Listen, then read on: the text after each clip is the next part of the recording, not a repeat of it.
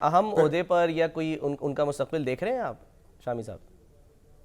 اب یہ کہا جا رہا ہے کہ چیئرمین سینٹ وہ ہو سکتے ہیں، لیکن اگر بہرحال وہ سینٹ کا انتخاب تو لڑنے کا ارادہ رکھتے ہیں. ابھی انہوں نے یہ فیصلہ نہیں کیا کہ وہ کس جماعت میں شامل ہوں گے یا آپ آزاد حیثیت میں الیکشن لڑیں گے. تو بھائی ایک سیاست میں تو ان کا کردار ختم نہیں ہوگا، اور وہ بڑے ایک آرٹیکولیٹ آدمی ہیں اور ایک بڑی اپنی کمٹمنٹ رکھتے ہیں، اور سیاست میں میرا خیال ہے وہ کنٹریبیوٹ کریں گے اور اس میں حصہ لیتے رہیں گے. لیکن جہاں تک آپ دیکھیے ان کی حکومت جو ہے اس میں جو شکایات پیدا ہوئیں، جو یعنی پی ٹی آئی کو جو شکایات پیدا ہوئیں وہ تو اپنی جگہ موجود ہیں.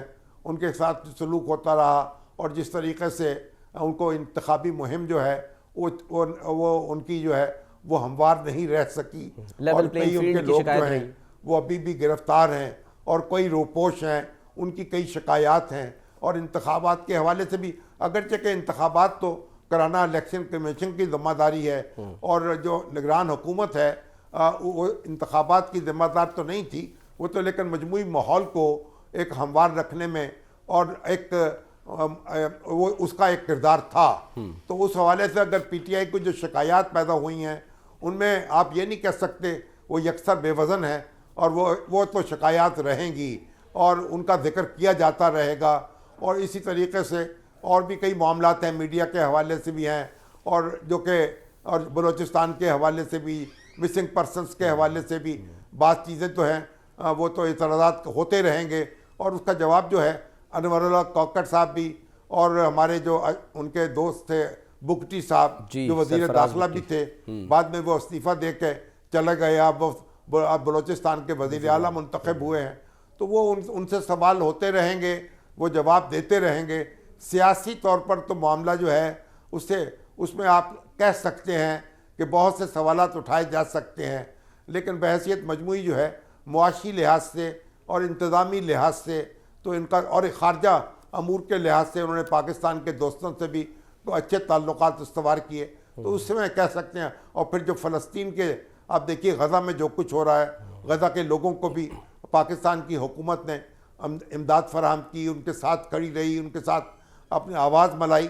تو اس طرح سے مجموعی طور پر تو ان کو ہم اپریشیٹ کریں گے اور ان کو کوئی تھپکی دے سکیں گے اعتراضات کے باوجود اور شکایات کے باوجود. شامی صاحب، ایوان صدر کی تقریب تو بڑی ڈسپلنڈ اور بڑی یہ کہتے ہیں کہ ہم بڑے اطمینان کے ساتھ جو ہے وہ ہم نے دیکھی بھی، آپ وہاں موجود رہے. میں نے کارڈ بنوایا، بڑی کوشش کی کہ میں چلا جاؤں، وہ اتفاق سے ایسا ہوا کہ میں جا نہیں سکا. میرا ارادہ تھا کہ میں جو کل یعنی کہ جو انتخاب ہوا ہے شہباز شریف صاحب کا، اس میں جاتا، سیشن دیکھتا. لیکن جو سیشن دیکھا ٹی وی پہ تو اس سے تو یہ مجھے احساس ہوا کہ اچھا ہی ہوا کہ میں نہیں گیا وہاں پہ، کیونکہ وہاں جس طرح سے ہم نے ہلڑ بازی دیکھی ایک بار پھر 1.5 گھنٹہ شامی صاحب خطاب کیا ہے شہباز شریف صاحب نے. تو پریس گیلری جو تھی نا، آپ تو جاتے اگر تو پریس گیلری میں بیٹھتے، بالکل، اور پریس گیلری میں بیٹھتے تو آپ ایک تاریخی لمحات جو تھے ان کو آبزرو کرتے، وہ آپ کی آنکھوں میں محفوظ ہو جاتے.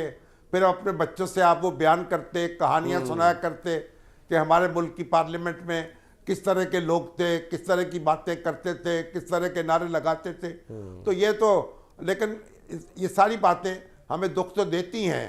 اور اب آج شہباز شریف صاحب نے بھی کہا کہ یعنی شور تو ہے، شعور نہیں ہے. تو گویا ایک عین کی کمی ہے، تو عین لگا دیا جائے گا تو شور شعور بن جائے گا. تو بات یہ ہے ابھی تو ذرا جذبات، حالانکہ یہ ان کے لیے کہہ رہے ہیں شامی صاحب، ہمارے پی ٹی آئی کے دوستوں جو کہ مشہور ہے کہ وہ ہر معاملے میں عین تلاش کرتے ہیں، ہر معاملے میں عین نکالتے ہیں، لیکن انہوں نے شعور سے جو ہے وہ بھی عین نکال دیا. تو شہباز شریف صاحب کی طرف سر ایک جو کل کے کلپ ہے وہ ذرا میں سنا دوں. ان کے عین جو ہیں، جی جی عین سے عثمان بزدار، عین سے عارف علوی، عمر ایوب، اور پتہ نہیں اب عین کہاں عین سے یعنی کیا ہمارے عمر ایوب. تو ان کے عین وہ تو عین مطابق ہے اس کے، تو کہ عین کے لفظ سے ان کو بڑی دلچسپی ہے، لیکن انہوں نے وہ شعور سے عین نکال کر جگہ جگہ بٹھا دیا ہے. تو میرا خیال جذبات جب کچھ سنبھل جائیں گے، کچھ ٹھہر جائیں گے، کچھ غور کریں گے، کچھ بھڑاس نکل جائے گی، تو پھر شاید کوئی ایک دوسرے کی بات سننے پر کوئی آمادگی ظاہر کر دی جائے. تو شہباز شریف صاحب نے تو ان کی طرف ہاتھ بڑھایا ہے مفاہمت کا